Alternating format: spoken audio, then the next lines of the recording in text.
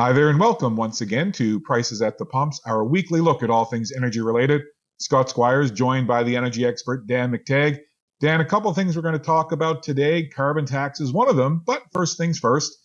Prices at the pumps set in the Atlantic region tomorrow, Thursday, in Newfoundland and Labrador, and then the rest of the region on Friday. So first up, what can Newfoundland and Labrador expect at the pumps tomorrow, and then the rest of the region on Friday? What do you got for us? Well, it looks like we have another choppy week coming up where energy markets really can't decide what to do. So what they've done is they've traded in their positions, and it looks like weak demand around the world is really being focused upon as opposed to weak supply. And as a result, we're going to see about a 1.4, maybe even a 1.5 cent decrease for gasoline. So in Newfoundland, hold off because that's where we're heading. For diesel, of course, down 2 cents a liter, always a little bit more. This time of year, we don't see gas and diesel prices going absolutely, especially diesel. We don't see them going through the roof. I would expect that the price may not be as comforting for Nova Scotia, PEI, and New Brunswick because they are holding it Friday, and a day does make a difference. We're seeing energy prices rally a little bit today. So maybe a 1.3 cent decrease in the three remaining Atlantic provinces. And of course, about a 1.8 cent decrease for diesel. So Newfoundland wins out simply because it happens to have, pick all the days up to Tuesday. And if you look at the past 7 days, there's been sort of this downward decline in prices. So best to hold off, even if it doesn't matter where you are, anywhere in Atlantic Canada. It's good news come Thursday and Friday. And of course, this may be the last week where we see this, as the inventory reports in the United States, Scott, are suggesting and pointing to a real restriction in supply. So, and it can't be ignored. You're down 3.7 million barrels week over week in oil. You're down about 2 million for gasoline, about the same for diesel. So that all means that demand is still pretty robust, and it means supply just isn't there. So take advantage of this. Thursday and Friday are the days to fill her up, and let's hope that this trend of this moderating trend that we've seen over the past couple of months continues. And then, even though paying, the mid 160s or the low 170s for a regular unleaded liter of gas isn't great, that's still pretty high when you're filling up your car. But the last few weeks, the prices have been relatively stable. No big, gigantic, spikes up or big drops down. Pretty, kind of hanging out in the mid-level region in terms of, ups and downs. What are you seeing? Why is that? And you mentioned, maybe you're going to start to see them move upwards. But what are you seeing on world markets? What are you seeing with OPEC, with supply? Just kind of what's the tea leaves telling you? Well, I think the markets have been focused almost uniquely on economic performance. Nations, Europe, China, Asia, and of course the United States. And while we spend a lot of time looking at North America, what's happening in Europe isn't exactly encouraging.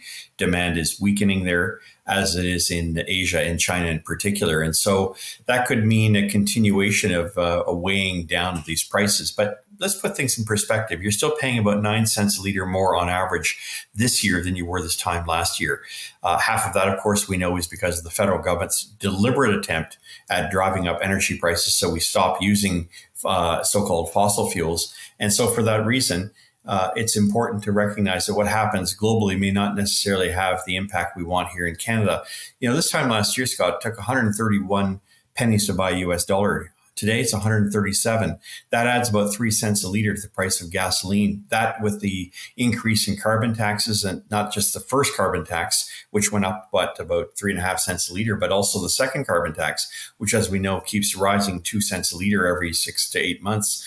That means that we're going to likely see prices continue, and has very little to do with the advantage that other markets around the world have, because they're not as oppressive on their carbon regime as we are here in Canada.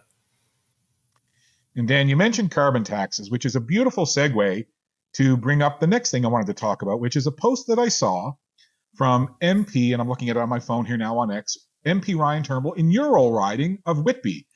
And MP Ryan Turnbull quoted, or shared, I should say, an article from the Daily Hive. And his post is, new report says Canadian carbon tax did not cause a hike in gas prices or inflation. The Conservatives will deny this at all costs. They just can't handle the truth. Now, I don't want to get too political here, but what I want to dig into, Dan, is just as a layperson looking at this, anything that has a tax on it makes it more expensive, makes it cost more. If I buy something and it has a tax of any kind, it draws the price up from the sticker price. How can the carbon tax not cause a hike in prices? And again, you can find this article on thedailyhive.com. It's there for you to read and all the things that they lay out. But Dan, I want you to weigh in on this because, again, as a consumer, I can't quite wrap my head around how a tax on something doesn't make it cost more. Well, it does cost more. And if you consider that just in the sheer number alone, 17.61 cents a liter times 15% is 20 cents a liter. That's for the first carbon tax. The second one being about 6 to 8 cents a liter. That's 28 less $1.80, which is the average in Atlantic Canada, would bring you back to 154. So anybody who thinks that is not inflationary is dreaming Technicolor. In fact, it runs contrary to the whole notion of those who advocate carbon taxes, which is to drive up the price arbitrarily and artificially to discourage use. So it has to be inflationary. But I'm not surprised by some liberals who will use this as an example, as a wedge. After all, they paid $35 million of your money and mine in order to come out with this report. You give me $35 million and I'll come up with some pretty creative numbers as well. But to deny that, I think it goes to show the desperation of those who have recognized and have to recognize that either their carbon policy is a failure by the mere fact that it has driven up prices of energy, or that it has not had the effect of driving up energy prices, which is, after all, what they want. So it's a contradiction, if you will, Scott. They can't win on either saying yes or no puts them in the position where they're denying the very impetus of their taxes, which is to drive up energy prices, which is to discourage its use. And so I'm not sure if that's a win. But I do know that we're out $35 million from an organization that, for a fraction of that price, I could have simply told them the facts that you read here and we're seeing here right now, which is that it is inflationary and they have to admit it's inflationary. Otherwise, they have to admit that the carbon tax is a colossal failure. Yeah, again, as a layperson, not knowing all the intricacies and ins and outs of government policies and how taxes are applied and collected and distributed, from what I understand, as you said, the carbon tax was to raise the price of fossil fuels to discourage people from traveling, to get them to not travel as much. But if the carbon tax hasn't driven up the price, then the reason we're being told that it was implemented doesn't really apply. Am I kind of getting that right, Dan, from a layperson's point of view? Exactly. What's happened here is that those who deny that this has had an inflationary impact are actually admitting that the carbon tax regime doesn't work, both of them. The first carbon tax, which is 17.61, and second one, which in most Atlantic provinces is about 6 to 8 cents a liter and going to 20 cents a liter eventually by 2030. So if you say that it hasn't had an inflationary effect, what you're actually saying is, hey, guess what? We've imposed this arbitrary price regime on you. We've taxed the product, but we don't think it's working because it's not inflationary. And if they're saying it's not inflationary, then it means it's not working. So, I'm not sure what the logic is in members of parliament repeating this, but by the mere fact that they're relying upon an organization which got $35 million in taxpayers' dollars in order to promote what is obviously an untruth, and significantly egregious when it comes to how they've managed to manipulate a message. I think they've stepped on a landmine here, in which case they lose both those who are advocating higher prices for energy in order to somehow bring about green renewables, which, as we know, don't work and can't be done without massive billions, if not trillions, of dollars in electrification. So it's ironic, to say the least. And it's politically stupid because at the end of the day, this will be treated as if it is something that is surreal and for which none of us, I think, would say there's any positive in terms of the carbon tax measures that have been taken to date. If they're saying it's not inflationary, then they have to admit that it's not raising the price of energy. And if it's not raising the price of energy, then the numbers speak for themselves. 17.61 plus 8 is 25 cents a liter, times 15% is 28 cents a liter. 28, 29 roughly. So if 28 cents a liter is nothing, no big deal. Ask Atlantic Canadians a simple question. Do they think 28 cents a liter, being added to the price of fuel is no big deal? Because if it's no big deal, then you wouldn't hear people complaining about the price of gasoline to be back in the 150 range, not 180.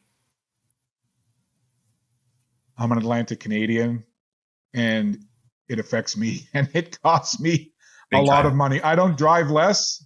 I just pay more. Moving on. Time now, Dan, to transition to our segment that we do towards the end of each episode of Prices at the Pumps, and that is Ask the Expert. You, of course, Dan McTagg, are the expert. So without further ado, it is time for Ask the Expert.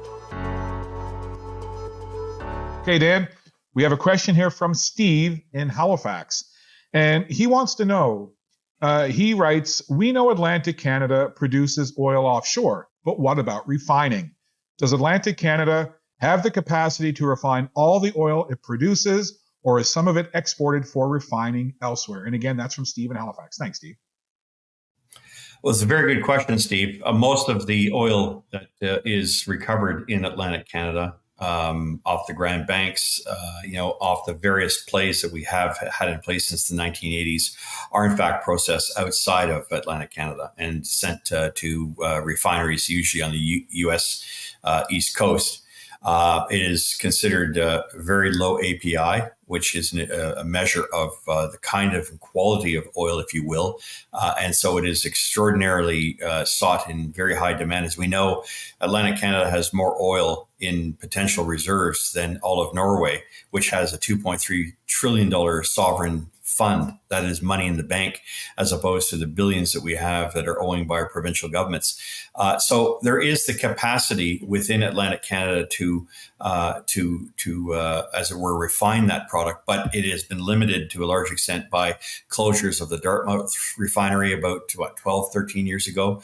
The switchover of the Come By Chance refinery, which was 120,000 barrels a day, 100,000 barrels a day, a refinery I helped save back in 1998 as a Liberal member of Parliament.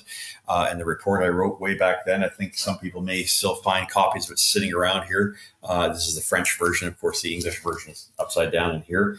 So this was where we'd recommended the federal government remove the restrictive covenant that Petrocan had put on in 1997, 1996. And as a result, the refinery was up and running.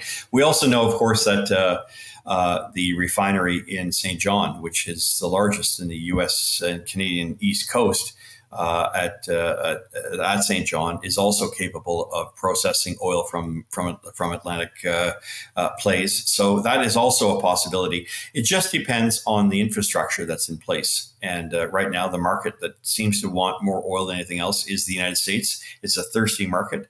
And of course, it will continue to rely on more locally sourced oil where it can. If not, then it comes in internationally. Dan, thanks for answering that question. A big thanks to Steve in Halifax for asking it. We'll wrap up here in a second, Dan. But of course, you're with us here each week on Prices at the Pumps on SaltWire.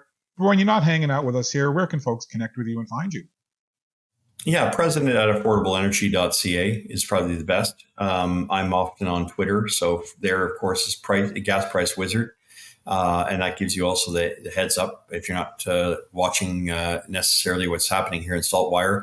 So my latest will come from there, as well as some of the thoughts I have on energy pricing and affordability, which, of course, I think are very much hand in hand. I think most Canadians now agree with me. Dan, each week I try to get through these episodes of Prices at the Pumps without making any errors or mistakes. You strive for perfection. You never reach it, but you always got to strive for it. I think I did pretty good this week, but I want to say to two really important people to me, Carol and Julie, I'm not perfect, but I'll be better tomorrow. What do you think of that, Dan?